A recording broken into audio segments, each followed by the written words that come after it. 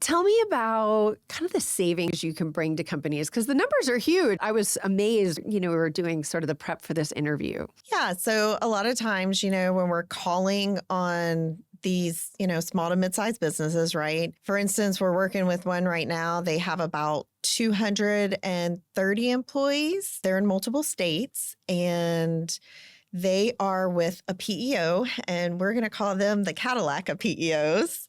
And we're probably somewhere between benefits and the HR fees, admin fees, and payroll taxes. So when I say taxes, that unemployment cost for, payroll services, we're probably somewhere around 300,000 in savings that we're going to be able to save them. But we're not putting them on a PEO. So really the difference is they're coming over from that PEO umbrella onto their own platform. Wow. And we're going to be managing everything for them. That's significant. Yes.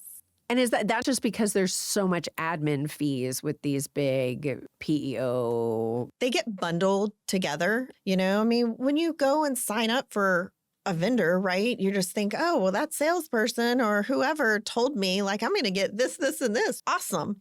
And then you get onboarded and 3 months down the road, you're like, wait a minute, I called an 800 line and I can't even get what I need. And it typically ends up like that. And then they kind of get stuck in it because they're not really looking at the contracts and saying, oh, well, you signed a 3-year contract with me.